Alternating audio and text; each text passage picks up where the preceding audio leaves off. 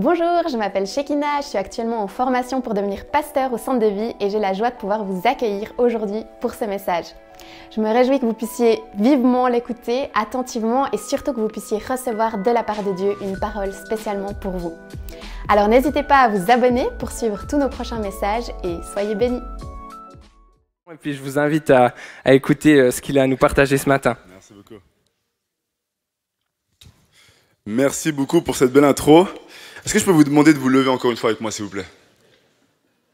Ouais, bien sûr, c'était trop facile, hein. Vous êtes assis, vous n'avez pas acclamé le Seigneur. Est-ce qu'on peut acclamer le Seigneur, s'il vous plaît?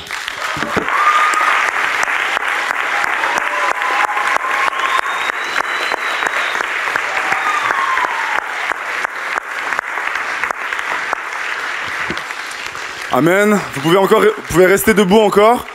Vraiment, pour moi, c'est tellement important lorsqu'on est dans la présence de Dieu de capter ce qui se passe. Vous savez, on peut tellement venir à l'église de manière religieuse et en fait, on oublie qu'on est dans la présence du Roi des Rois, du Seigneur des Seigneurs. Et en fait, il y a quelque chose qui se passe dans sa présence. Amen. Et je travaille dans une grosse entreprise, dans une multinationale, elle fait partie des 500 plus grosses entreprises du monde.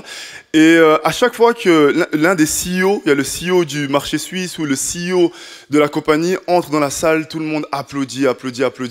Et des fois, ça me fait mal parce que je me dis, purée, les gens ne sont pas croyants et cette personne ne peut pas les sauver, elle ne peut pas les guérir, mais ils ont une conscience de qui est cette personne. Et c'est tellement important d'être conscient de qui est Jésus. Amen. Yes. Avant de commencer à prêcher, j'ai une annonce à faire ce matin. En fait, on aurait pu la communiquer à la fin, mais j'ai vraiment envie de la faire au début. C'est un nouveau programme qu'il y aura au centre de vie. Et Dieu, il m'a beaucoup travaillé avec ça dans mon cœur. Je sais que vous restez debout, c'est long, mais restez, ça vaut la peine. Dieu m'a beaucoup travaillé avec ce programme, avec ce projet, parce qu'on a énormément de choses à l'église. On a des groupes de maison, on a des formations, on a énormément de choses. Mais beaucoup de gens m'ont dit, il me manque en milieu de semaine, un temps où on peut venir à l'église et vraiment recevoir des enseignements. Parce qu'on n'est pas obligé de s'inscrire, on peut venir quand on veut, on peut inviter des gens et on peut être enseigné dans la parole de Dieu. Et en fait, j'ai travaillé sur un projet qui s'appelle Oxygène, qui va commencer ce mercredi, qui aura lieu au Lounge Rouge, chaque mercredi à 19h30. Merci. Chaque mercredi à 19h30, vous pourrez venir ici et ça va vraiment être simple et vous allez pouvoir recevoir la parole de Dieu. Et pourquoi j'ai appelé ce programme Oxygène? C'est parce que moi, je l'ai vécu au début de ma foi, c'est que j'allais à l'église le dimanche et le dimanche, je me sentais rempli de la vie de Dieu, rempli d'énergie, rempli d'oxygène. Et le lundi, c'était difficile parce que c'est le lundi. Le mardi, c'était encore plus difficile et tout d'un coup, au milieu de semaine, mercredi, j'avais l'impression que je suffoquais dans ma foi, je suffoquais dans mes convictions. C'est comme si j'avais plus de force et tous les démons que j'avais vaincu, il revenait à la charge. Et si tu sens la même chose, si tu vis la même chose, je t'invite vraiment à venir. Et je me rappelle de ma première église, on avait tellement de programmes et je prenais ça pour acquis. Il n'y avait rien de complexe. On venait à l'église, il y avait juste un homme qui était là et qui parlait de Dieu. Et c'est ça qui est magnifique. C'est que c'était tellement simple que la seule chose extraordinaire, c'était Jésus. Amen. Et gloire à Dieu. Gloire à Dieu. Et la dernière invitation que je fais ce matin, parce que moi je fais du marketing simple, si tu as un téléphone, qu'est un téléphone? Si tu as un téléphone, tiens-le dans ta main, si tu as un téléphone avec toi. Ben, je veux voir le téléphone, si tu as un téléphone, tiens-le dans ta main, yes. Et tu peux l'allumer, tu vas sur ton téléphone, et tu mets photo et tu peux directement scanner le QR code. Comme ça, tu seras sur le groupe et tu vas recevoir toutes les informations qu'il faut, les thèmes qu'il y aura, quand il y aura peut-être pas, mais en général, il y aura tous les mercredis. Et comme ça, tu seras béni. Est-ce qu'on peut acclamer le Seigneur pour ce qu'il fait? Amen. Vous pouvez maintenant prendre place. Vous pouvez prendre place. Yes. Ah, ils ont été gentils, ils n'ont pas enclenché le chronomètre. J'ai cru qu'ils allaient me voler du temps de message, donc ils l'ont pas fait. Gloire à Dieu. En fait, ce que je voulais communiquer à travers cette annonce, c'est que, vous savez, on rend des fois tout tellement concept et tellement compliqué. Le marketing aujourd'hui, s'il n'y a pas des magnifiques vidéos, s'il n'y a pas des magnifiques effets sonores, on se dit ça va pas fonctionner. Vous savez, Jésus, il n'y a personne qui est autant fort en marketing que lui. Et en fait, il nous a juste invités à communiquer ce message d'espoir et d'espérance. Et on me disait, ouais, mais t'as pas encore fait la promo, comment tu sais qu'il y aura du monde? J'ai dit, ça va être simple, je vais juste leur dire. Je vais juste leur dire. Et en fait, tu peux mettre la deuxième slide, le titre de mon message ce matin, c'est « Allez leur dire ». Amen. Allez leur dire. Et c'est le Seigneur qui nous invite à cela. Le Seigneur nous invite à parler. Le Seigneur nous invite à nous exprimer sur les vérités bibliques. Et pour introduire mon message, parce que finalement, aller leur dire quoi? Aller leur dire quoi? Est-ce que ce que je vais dire aux gens, à ma famille, à mes amis, est digne d'être entendu? Et vous savez, vous, je sais pas pour vous, mais moi, j'ai pas un bon feeling ou une bonne relation avec le concept du téléjournal. Quand j'étais petit, parce que mes parents écoutaient le téléjournal, j'étais forcé d'écouter tout le temps. Et puis je me rappelle qu'on parlait un petit peu, mes parents ils faisaient tout le temps chut, chut. Je suis sûr qu'ici il y a des parents qui font la même chose. Chut, faut écouter. Et en fait, c'était compliqué déjà parce que j'avais l'impression que la télé commandait. J'avais l'impression que mes parents, ils avaient une foi absolue en ces personnes qui parlaient, mais au-delà de ça, c'est parce que plus j'écoutais ça, et moi, je me sentais bien. Souvent, je me sentais lourd parce que j'avais l'impression que rien n'allait bien dans ce monde. Alors, bien entendu, il faut s'informer. Moi, je suis vraiment partisan de s'informer, de lire, de rechercher l'information, de rechercher la vérité sur ce qui se passe. C'est vrai que le concept de téléjournal est difficile pour moi. Et des fois, j'essaie de me mettre à la place de la personne qui parle au téléjournal. C'est la personne qui doit dire toutes ces informations compliquées, difficiles, sur les guerres, l'inflation, les différents problèmes socioculturels qu'on a. Et je me dis, c'est pas facile. Parce que finalement, une nouvelle, c'est une information inattendue qui t'est communiquée par quelqu'un que tu peux connaître ou ne pas connaître. Et il y a des nouvelles qui peuvent être sympas. Moi, je pense qu'il y a des métiers qui doivent être cool. Par exemple, la personne, je sais pas c'est qui d'ailleurs, qui est chargée d'annoncer aux gens qu'ils ont gagné au loto. Ça, par exemple, je trouve que c'est plutôt sympa. On t'appelle, il peut faire des farces et tout. Je suis désolé, je dois vous annoncer quelque chose de très très difficile aujourd'hui. La personne est en mode, vous êtes qui? Mais non, vous avez gagné 250 000 francs.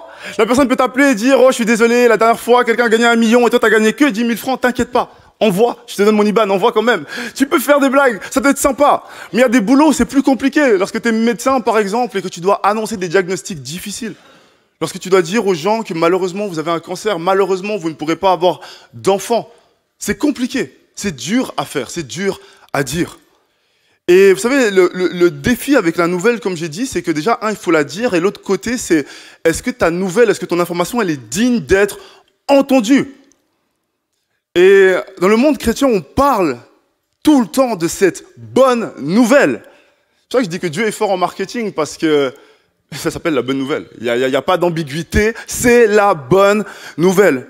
Le seul souci, encore une fois, et je le disais la dernière fois quand je prêchais, je parlais du côté complexe du français, qui est très vite banalisé dans nos oreilles, et du coup on comprend pas la profondeur des choses. Mais l'autre aspect qui est compliqué, c'est qu'à cause de l'enchaînement historique, souvent on vit des choses et des événements qu'on ne comprend pas non plus. Et du coup on parle de bonnes nouvelles, mais on n'est pas vraiment, on capte pas réellement de quoi il s'agit. Et dernièrement, du coup, on a eu la fête de Pâques, et c'est génial, on est là, on parle de la résurrection, on parle de ce jour qui est tellement puissant, mais des fois, c'est une information, et il n'y a pas de transformation. Est-ce qu'on me suit? Amen? On a une information, et pas de transformation. Je vais juste mettre mon chronomètre, parce qu'en fait, ils n'ont pas activé le chrono, et si je m'écoute, moi, je vais prêcher pendant 1 heure. Donc, si vous voulez que je vous libère pour aller manger, il faut que je mette moi-même le chrono. Et du coup, on a l'information, et on n'a pas la transformation. Et ce que je réalise, c'est qu'il y a différents événements, qui peuvent être spirituels ou pas spirituels, dans lesquels tu participes et tu vis la même chose. Par exemple, prenons la fête des vendanges. Il y en a des qui aiment cette fête, il y en a des qui ne l'aiment pas, parce que justement, elle est peut-être pas très spirituelle ou comme ça. Mais j'ai des amis, ils apprécient cette fête, ils veulent absolument y aller. Mais quand ils y sont dans cette fête, je les ai jamais vus avoir un moment rempli d'émotions, ou ce qu'ils réalisent. Qu'est-ce que la fête des vendanges veut réellement dire? En fait, pour eux, la fête des vendanges, c'est sympa. Ils vont, ils boivent des bières, 1 ou 2 ou 10 ou 20 des fois, et ils se retrouvent dans des états pas très catholiques, mais ils n'ont pas un lien profond. Et je me posais la question, comment est-ce que les vignerons, eux, doivent vivre cette fête-là? Parce qu'en fait, cette fête, pour eux, elle a un sens, elle a une signification.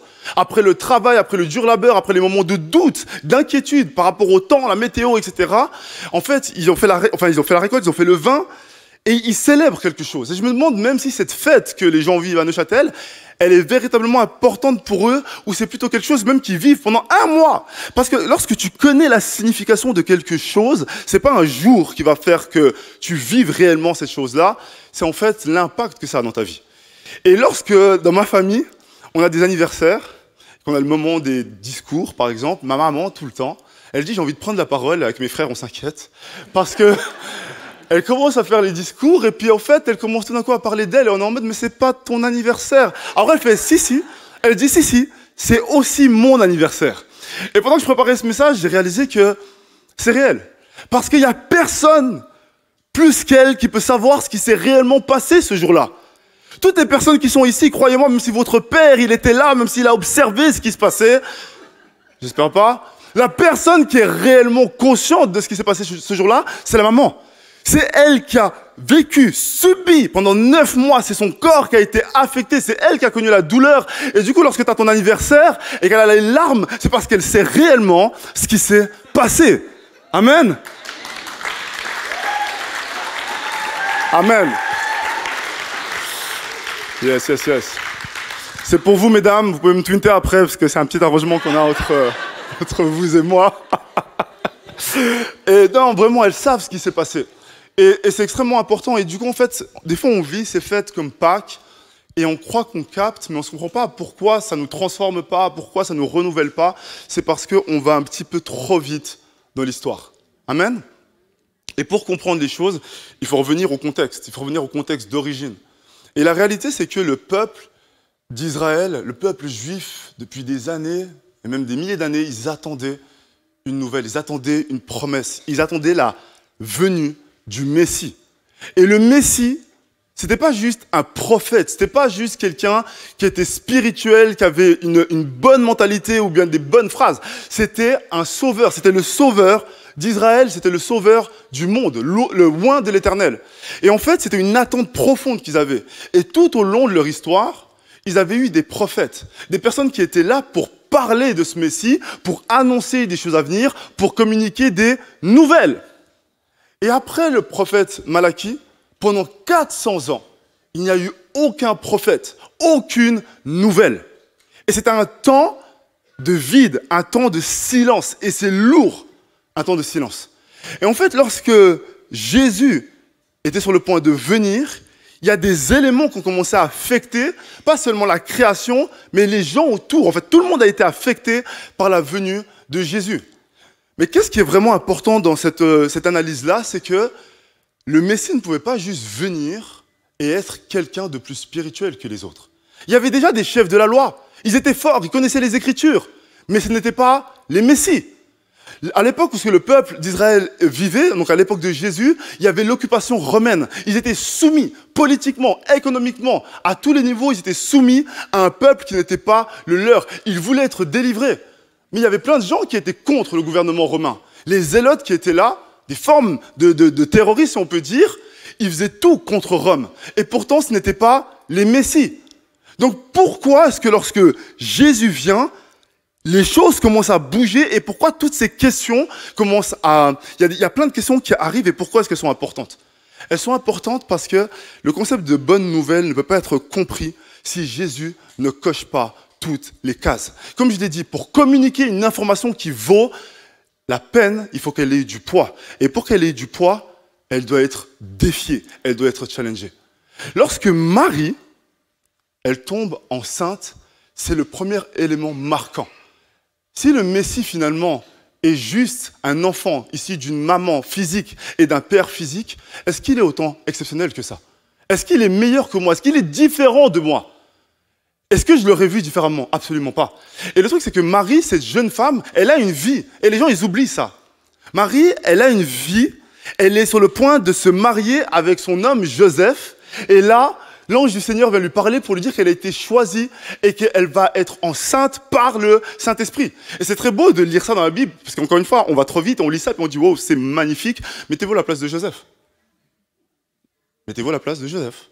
Joseph qui vit à Neuchâtel, on comprend le contexte maintenant, il est sur le point de se marier, il a mis ses économies de côté, il a créé sa playlist, lune de miel, il a mis les flammes, 4 flammes, hein, et il sait hot R&B, pour ceux qui écoutent le R&B, voilà, je vais pas aller trop loin, mais il sait ce qui va se passer, il sait ce qui va se passer, il sait pourquoi il prépare son hôtel, il sait, etc. Et en fait, lui, il attend impatiemment de se marier, de vivre ce moment avec sa femme. Et là, sa femme vient vers lui, puis elle lui dit, bébé, il faut que je te parle.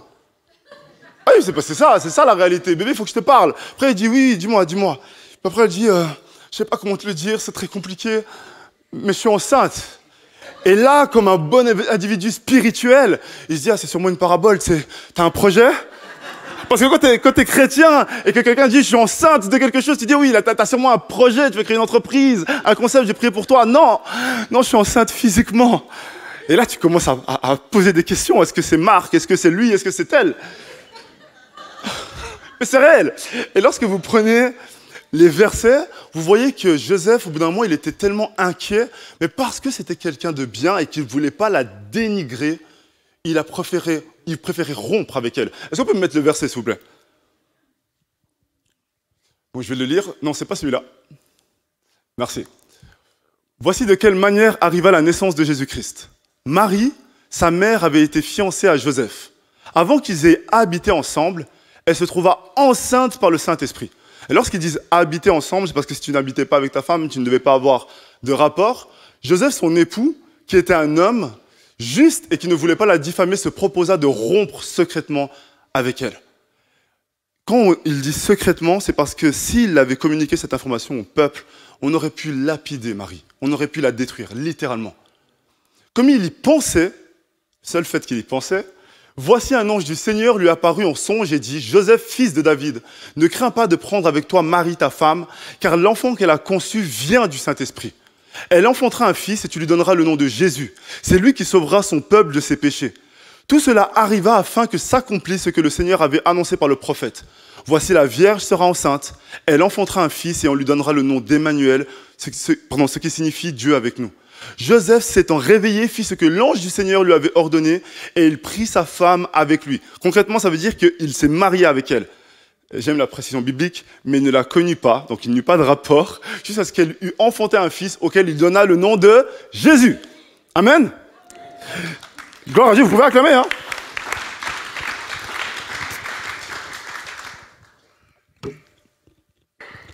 Pardon.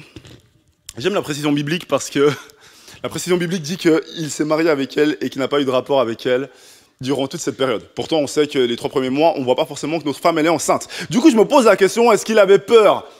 Est-ce qu'il avait peur de faire quelque chose de faux? En même temps, ça va être compliqué parce que c'est ta femme, c'est ta copine, c'est toi qui as fait tout le process et maintenant, elle est enceinte par le Saint-Esprit. Donc, c'est défiant. Déjà qu'il y a des hommes, quand leur femme elle est enceinte, naturellement, ils commencent à stresser. Est-ce que je peux toucher ma femme? Maintenant, c'est le Saint-Esprit qui est en elle. C'est très compliqué. Mais qu'est-ce que j'essaie de dire? Mais parce qu'il faut dire les choses. Amen. Qu'est-ce que j'essaie de dire par là? C'est que ça rend la chose différente. L'enfant qui est là, ce n'est pas quelqu'un de normal. Amen. Et en fait, il y a déjà une case qui est cochée. C'est que la promesse des prophéties passées qui avaient été faites sur le fait que la Vierge sera enceinte, elle est accomplie. Mais est-ce que ça suffit? Parce que vous savez, le problème avec les miracles, c'est qu'ils peuvent te convaincre pendant un moment, mais tu les oublies. Le peuple d'Israël a traversé la mer Rouge en voyant l'armée de Pharaon. Ils sont allés de l'autre côté de la mer Rouge, et pourtant tout le temps qu'ils étaient dans le désert avec Moïse, ils doutaient encore de Dieu. Les miracles, c'est important, mais quelquefois, ça ne suffit pas. Et pourtant, Jésus a continué à cocher les cases. Parce que lorsqu'il a commencé à grandir, la Bible elle dit qu'il était rempli d'une sagesse qui épatait tout le monde, qui épatait même les maîtres de la loi. C'est normal parce que Jésus est la parole.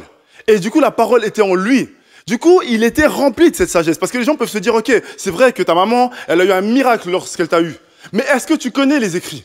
Et la Bible, elle confirme cela. Il connaissait les écrits parce qu'il était les écrits. Amen.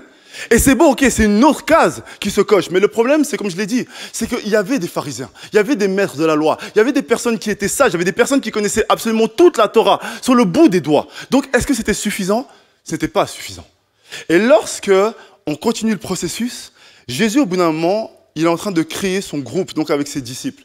Et lorsqu'il va trouver ses premiers disciples, il manifeste une autre domination spirituelle sur les éléments naturels. Les disciples, qui n'étaient pas encore ses disciples, qui étaient Pierre, Jean, Jacques et toutes leurs équipes, ils étaient en train de pratiquer leur métier. C'était des pêcheurs. Et ils savaient comment travailler. C'était des experts en la matière. Ils n'avaient pas besoin d'un tuto sur comment pêcher. Ils n'avaient pas besoin que quelqu'un leur dise où jeter le filet. Ils savaient comment faire cela. Et un jour, Jésus, qui est à côté du lac et qui est en train d'enseigner, il demande d'occuper l'une des barques qui appartenaient à ces gens-là. Et il va sur la barque, il commence à enseigner la parole. Et à la fin de son message, alors que Pierre, Jean, Jacques, qui vivaient leur vie, ont passé la soirée à pêcher, ils n'ont rien pris. Ils sont en train de nettoyer leur filet et Jésus leur parle. Et il leur dit de jeter le filet. Et il leur donne une indication précise. Et les disciples, ils répondent et ils disent, écoute, c'est notre travail. Concrètement, il dit ça, c'est notre travail. On a passé toute notre soirée à pêcher. On a passé toute notre soirée à faire ce qu'on sait faire. Mais sur ta parole, on va le faire. Et encore une fois, lorsqu'on lit le verset aujourd'hui, parce qu'on aime tout spiritualiser, on se dit, waouh, ils ont dit sur ta parole. Ça veut sûrement dire qu'ils avaient la foi. Non! C'est juste qu'ils étaient fatigués, ils étaient saoulés. Et sur ta parole, parce que tu le dis, parce que tu es un maître et qu'on respecte les maîtres, on va le faire. Mais s'ils n'avaient rien péché, il aurait dit, tu vois, tu connais rien du tout, c'est nous les experts. Et là, il s'est passé quelque chose d'exceptionnel. Est-ce qu'on peut mettre le verset? C'est le prochain verset, c'est Luc. Lorsqu'ils eurent cessé de parler, il dit à Simon, avance en pleine eau et jetez vos filets pour pêcher. Simon lui répondit, maître, nous avons travaillé toute la nuit sans rien prendre, mais sur ta parole, je jetterai le filet. L'ayant jeté, ils prirent une grande quantité de poissons et leur filet se rompait. Ils firent signe à leurs compagnons qui étaient dans l'autre barque de venir les aider. Ils vinrent et ils remplirent les 2 barques au point qu'elles s'enfonçaient. Quand Simon-Pierre vit cela, il tomba aux genoux de Jésus et dit, Seigneur, retire-toi de moi parce que je suis un homme pécheur. Ce verset, je vais le décortiquer. Les gars, ils ont péché et parce qu'ils ont beaucoup péché, il dit, retire-toi de moi parce que je suis un homme pécheur. Si tu réfléchis bien, il n'y a pas de cohérence. Car l'épouvante l'avait saisi, lui et tous ceux qui étaient avec lui, à cause de la pêche qu'ils avaient faite. Il en était de même de Jacques et de Jean, fils de Zébédée, ses associés. Mais Jésus dit à Simon, ne crains point, désormais, tu seras pêcheur d'hommes. Et ayant ramené les barques à terre, ils laissèrent tout et le suivirent. Amen. J'ai vraiment besoin de décortiquer cela. Quand Jésus fait ce miracle, il y a quelque chose, comme je dis, il y a un niveau au-dessus qui arrive. C'est qu'en fait, Jésus, jusqu'à là, tu es un enfant miraculé, d'accord. Tu connais la parole de Dieu, d'accord. Mais nos vies, est-ce que tu t'inquiètes de nos vies? Est-ce que tu t'inquiètes de nos réalités? Il y a beaucoup de pasteurs, de prédicateurs, ils viennent vers toi et ils prient pour toi. Et toi, par exemple, tu as des problèmes de finances. Tu as des problèmes parce que tu n'arrives pas à avoir des enfants. Et en fait, des fois, ils apportent leur évangile, mais ils ne se posent pas la question, qu'est-ce que tu vis? Et ils ne cherchent pas à solutionner ce que tu vis réellement. Est-ce qu'on m'entend? Quand Jésus, il faisait son œuvre, il prêchait l'évangile, mais il se préoccupait également des gens qui n'avaient pas à manger. Voilà pourquoi il dit à ses disciples, donnez-leur à manger. Lorsqu'il va vers ces personnes-là, il sait que leur principale préoccupation, c'est leur métier.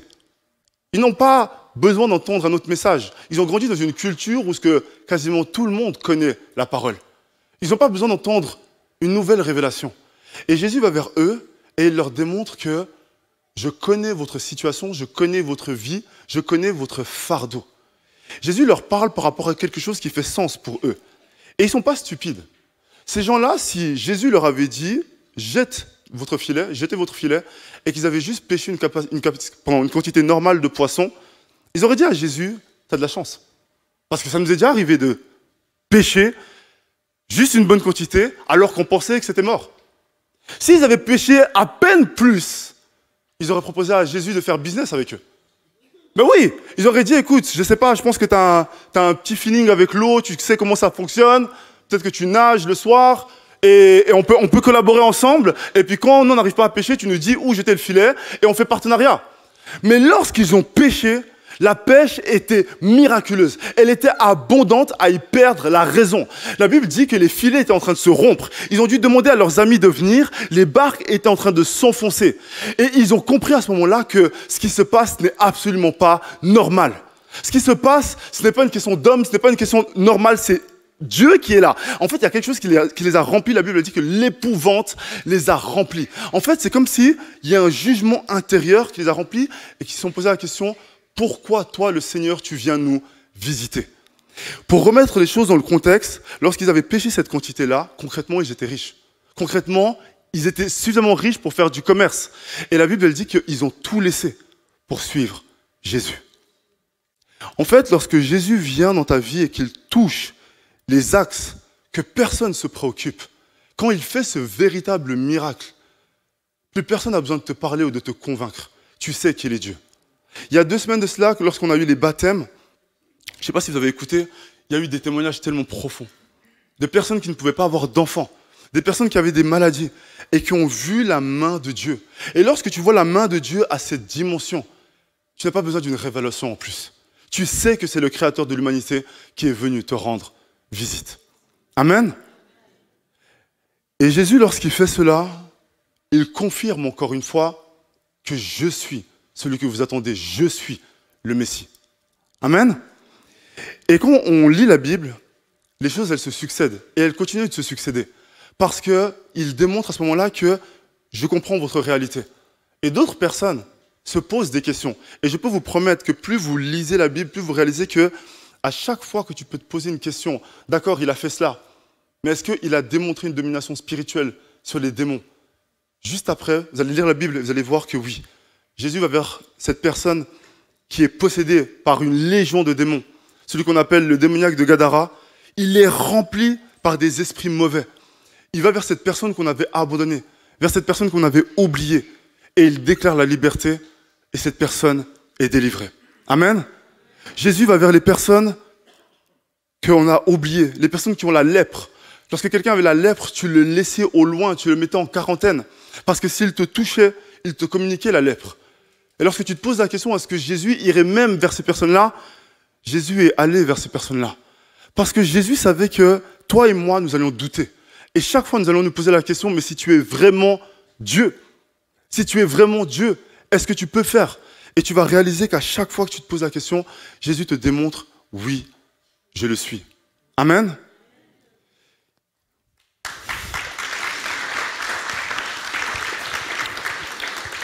Il y a quelqu'un qui a applaudi pour me laisser boire. Je crois que...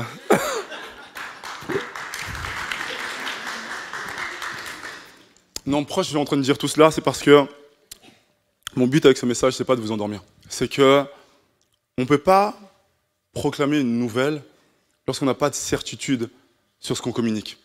Et en fait, il y a tellement d'éléments qui se passent dans ta vie, tellement de choses qui se passent dans la vie de ta famille, de tes amis, et en fait, ils doutent de Dieu. Ils doutent de Dieu. Ils se posent la question, est-ce qu'il peut me guérir? Ils se posent la question, est-ce qu'il peut avoir un impact sur mes finances? Ils se posent la question, est-ce qu'il peut avoir un impact sur ma santé mentale? Est-ce qu'il peut avoir un impact sur le fait que moi, je n'ai pas eu de père, je n'ai pas eu de mère? Et en fait, Jésus répond à ces questions. Jésus répond à ces questions. Amen. Et ultimement, lorsque Jésus a fait toutes ces choses, parce qu'il est venu pour toi, pour moi, pour nous délivrer de nos péchés, il prend tes souffrances, il prend tes coups, il prend tes blessures, il prend mes blessures et il va à la croix. Parce que le chemin de la croix qu'il a fait, c'est le chemin des coupables, c'est le chemin des meurtriers, c'est le chemin des pécheurs. Et lui, il n'est ni pécheur, ni meurtrier, ni voleur, ni menteur. Il prend tout cela sur lui, il va à la croix. Et là, jusqu'à ce moment-là, l'humain, parce qu'il est orgueilleux jusqu'au bout, lui dit, si tu es vraiment Dieu, si tu es vraiment celui que tu dis que tu es, sors toi-même de cette croix. Sors toi-même de cette situation. Amen. Et en fait, Jésus ne répond pas à eux. Il répond au Père en disant, Père, pardonne-leur, car ils ne savent pas ce qu'ils sont en train de faire. Ils ne savent pas ce qu'ils sont en train de dire. Et Jésus meurt à la croix. Il expire à la croix. Et 3 jours après, il ressuscite. Et il faut vraiment comprendre pourquoi on parle de bonnes nouvelles. Lorsqu'il ressuscite, sachant qu'il a coché toutes les cases, il a démontré sa supériorité, il l'a démontré en marchant sur l'eau, il l'a démontré en faisant tous ces miracles.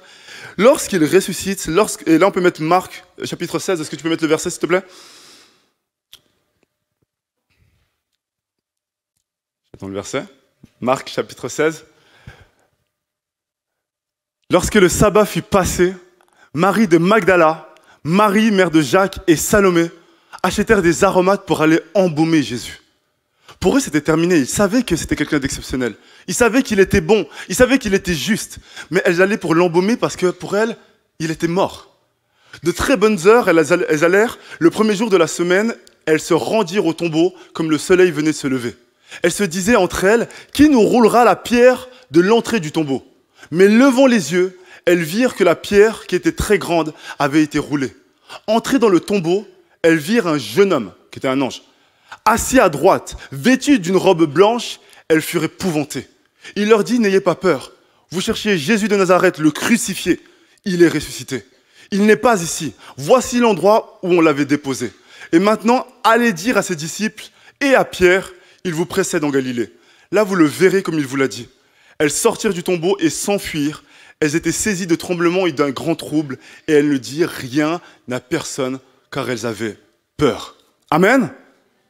Ce jour-là, parce que Jésus avait coché toutes les cases, le ciel, le Christ lui-même, a invité ces femmes à aller parler, à aller dire, amen, qu'il était ressuscité. Et en fait, ce qui est important, c'est que le Seigneur, il choisit comme première personne des femmes. Et ce qu'il faut comprendre dans ce contexte-là, c'est que les femmes n'avaient pas l'autorité. Les femmes n'avaient pas l'autorité même de faire valoir ce type d'information. Mais le Seigneur, il choisit tout un chacun pour aller communiquer la nouvelle la plus puissante du monde. C'est que celui qui avait été promis est venu sur terre. Il a vécu plein de grâce, de bonté, de justice. Il a démontré sa supériorité, il a démontré sa divinité. Il est mort à la croix pour tes péchés, pour mes péchés. Il est ressuscité de la mort et il règne avec Dieu. Amen. Amen. Et le mystère de la bonne nouvelle, c'est qu'il est ressuscité, il a coché toutes les cases, et par le Saint-Esprit, il vit à l'intérieur de toi. Par le Saint-Esprit, il vit en toi. Et ces choses qu'il a fait, le Seigneur t'appelle à les faire. Amen. Et je vois tellement de personnes, est-ce que le groupe de louanges peut gentiment venir? Parce que je vois tellement de personnes qui, durant leur vie, même en tant que chrétiens, cherchent à construire un témoignage. Tellement de personnes qui me disent, Bertrand, ben toi tu peux parler, tu peux témoigner parce que tu as eu un impact sur ta famille, sur tes amis. Tu leur as parlé de Dieu et ils ont vu ce que Dieu a fait dans ta vie et du coup leur vie a été également transformée. Et en fait, ils cherchent à se bâtir un témoignage. Ils cherchent à se bâtir une réputation. Ils cherchent à se bâtir un héritage.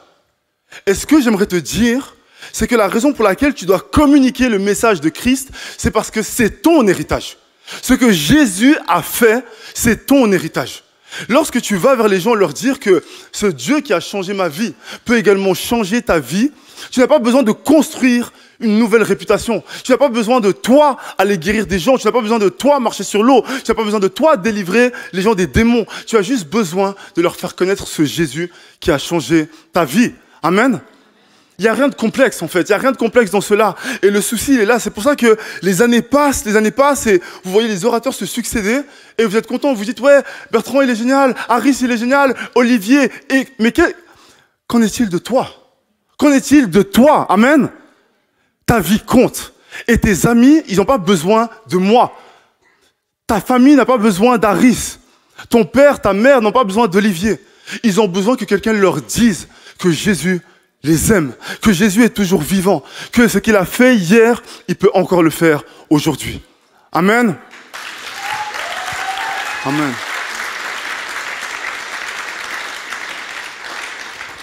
Est-ce que vous pouvez vous lever avec moi gentiment?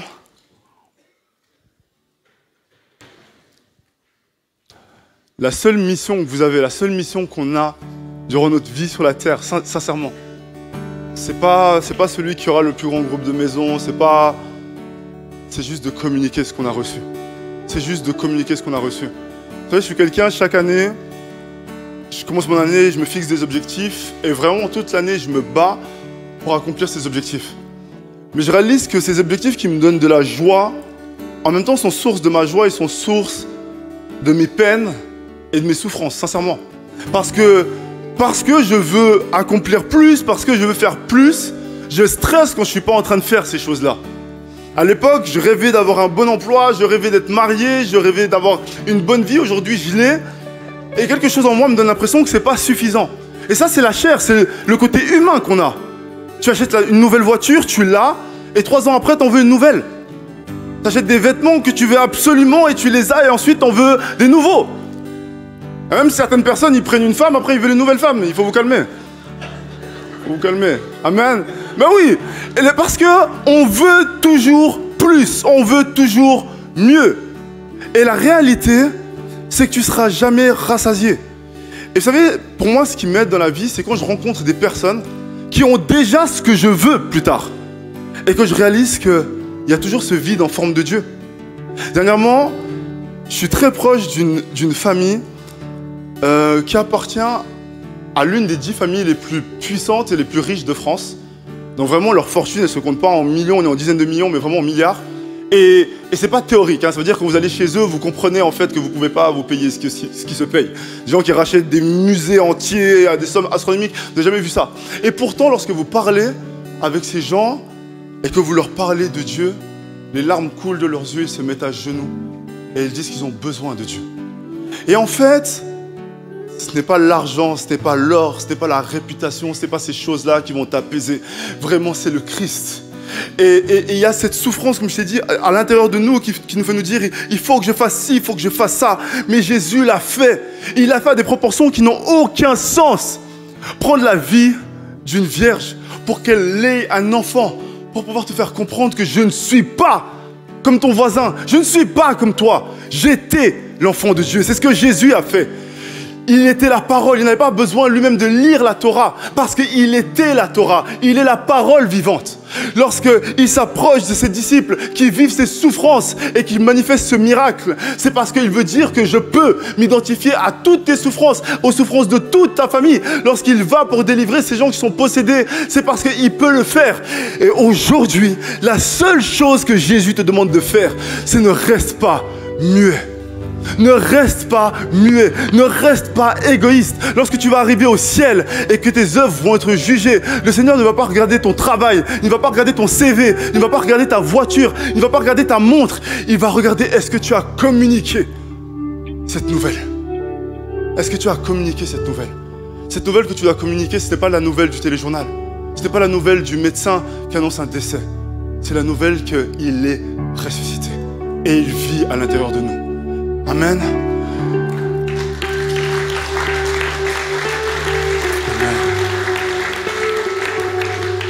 Seigneur Jésus, Papa, on veut fermer les yeux ce matin.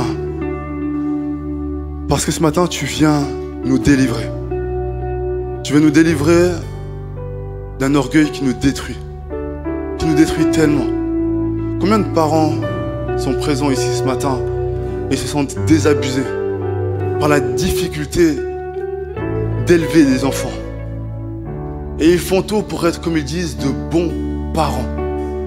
Mais en vérité, le bon père, c'est toi. Et si on s'inspire de toi, si on arrête de vouloir contrôler peut-être les enfants, et si on arrête d'avoir peur comme si c'est nous qui les avions réellement créés, on pourra te laisser opérer, on pourra te laisser agir. Et au lieu de créer une nouvelle éducation, on pourra bénéficier de ce que toi tu as déjà fait.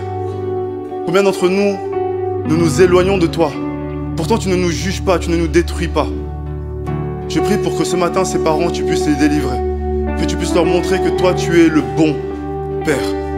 Combien de personnes, Seigneur, sont mariées ce matin et dans leur couple c'est la difficulté. Il y a un froid, il y a un manque de communication, il n'y a plus de chaleur. Il n'y a plus ces moments précieux qu'ils avaient au début. Fais-nous réaliser, Seigneur, que tu es l'époux et qu'en tant qu'Église, nous sommes l'épouse et que tu nous as aimés jusqu'à mourir pour nous et que tu nous appelles à aimer en tant que mari notre conjointe comme toi tu as aimé l'Église. Donne-nous de réaliser qu'on pourra lire des livres sur le mariage, mais ça ne nous montrera pas comment faire parce que toi tu es réellement ce modèle. Seigneur, combien de personnes ont envie d'aider les membres de leur famille qui souffrent et ne savent plus comment faire. Montre-nous ce matin, Seigneur, que tu es le modèle ultime. Délie notre bouche. Délie notre bouche. Nous nous disons peut-être que lorsque j'aurai ce nouvel emploi, lorsque je toucherai plus, je pourrai parler à ma famille et ils ne pourront plus me critiquer. Mais ça ne changera rien, Seigneur. Ça ne changera rien. Parce qu'on n'aura pas assez de crédibilité. Une vie ne suffit pas. Une vie ne suffit pas, mais ta vie suffit. Ta vie suffit. Et lorsqu'on réalise cela, alors on peut être partenaire avec toi. Alors on peut être partenaire avec toi et tout d'un coup, le métier qu'on fait peut avoir un impact vraiment plus grand parce qu'il est enrobé avec ton message. Notre couple a plus d'impact parce qu'il est enrobé avec toi. Tout a plus d'impact. Et je te demande, Seigneur, ce matin, délivre-nous de cet orgueil. Délivre-nous de cette incapacité à parler de toi. Ce matin, je vais faire 2 appels. Et le premier appel, et vous pouvez garder les yeux fermés, c'est si tu as l'impression que l'ennemi t'avait rendu muet. Si tu as l'impression que tu ne pouvais pas parler, que tu ne savais pas parler, que tu refusais de parler. Alors qu'à l'intérieur de toi, le Christ vit. Alors qu'à l'intérieur de toi, la présence de Dieu est. Et que tu as besoin que le Seigneur ce matin libère ta bouche afin que tu puisses amener cette bonne nouvelle ailleurs. Lève la main et je vais prier avec toi. Lève la main. Tu regardes ni à gauche ni à droite. Ce matin, je vais prier avec toi. Il y a des mains qui se lèvent. Et je récidive cet appel. Si tu as besoin que le Seigneur délie ta bouche. Parce que la guérison de ta famille dépend du message que tu as. La délivrance des amis dépend du message que tu as. Et que tu gardais uniquement pour toi. Lève ta main. Il y a tellement de mains qui se lèvent. Et on va prier ensemble ce matin à haute voix. Vous répétez après moi. Seigneur Jésus, merci parce que tu m'as parlé. Merci parce que tu me délivres. Ce matin, je veux devenir actif pour le royaume. Je veux parler de toi, parler de ta vie, parler de tes miracles, parler de tes guérisons, parler de ce que tu as fait dans ma vie. Ce matin, utilise-moi, rends-moi comme toi, que ma famille, mes amis, mes proches te voient à travers moi. Pardon pour ma peur, pardon pour mon orgueil. Ce matin, je m'abandonne à toi. Amen. Amen. Je vais faire un deuxième appel. Amen. Amen. Et je vais faire un deuxième appel ce matin. Si tu n'as jamais eu l'occasion d'inviter ce Jésus dont on a parlé dans ta vie, si tu sais pertinemment que toutes ces années, tu as essayé d'être quelqu'un par toi-même, par ton style, par ta réputation, par ta manière de fonctionner, par ton travail, par ton orgueil, et que tu sais au-dedans de toi que ça en est trop, que ça en est trop, que tu es fatigué de faire semblant, que tu as besoin de plus, mais ce plus, c'est Jésus. Si ce matin, pour la première fois, tu veux l'inviter dans ta vie, lève la main. S'il te plaît, là où tu es, lève la main. Fais-moi un signe distinctif, là où tu es, lève la main. Encore une fois, ne laisse pas la peur t'empêcher de lever la main. Si tu n'as jamais fait cette prière, là où tu es, lève la main. Je pose encore la question, genre pour personne qui lève la main, et gloire à Dieu si tout le monde a été sauvé, mais si ce matin tu dois accepter cet appel, là où tu es, lève la main. Amen. Chaque dimanche, on laisse l'opportunité vraiment aux personnes qui ne connaissent pas Jésus de l'inviter. Papa, je te bénis pour ce culte. Je te bénis pour ce que tu viens de faire comme transformation. Je te bénis, Seigneur, parce que c'est un message du coup qui active les personnes qui te connaissent. Mais les personnes qui avaient laissé leur pasteur faire le travail. Les personnes qui avaient laissé leurs amis en feu faire le travail. Ce matin, Seigneur, tu les rends en feu. Ce matin, Seigneur, tu les propulses. Ce matin, Seigneur, tu les actives. Et je prie, Seigneur, que ce lundi, il y ait quelque chose de différent dans leur vie. Je prie pour que s'ils sont fatigués en milieu de semaine, qu'ils puissent venir s'oxygéner à travers le programme du mercredi. Mais je prie, Seigneur, au-delà de tout, qu'ils puissent réaliser que la véritable oxygène, c'est toi. Et que tu es disponible 24 heures sur 24. Merci parce que tu es Dieu. Merci parce que cette œuvre que tu m'as montrée, alors que je préparais ce message, je crois que tu viens de l'accomplir, Seigneur. Trop de personnes comptaient sur une minorité. Mais c'est la majorité qui doit faire le travail. C'est le corps du Christ. C'est pas la main, c'est pas le pied, c'est tous ensemble que nous devons aller et faire de toutes les nations des disciples. Que la gloire te revienne dans le nom de Jésus. Est-ce qu'on peut acclamer le Seigneur ?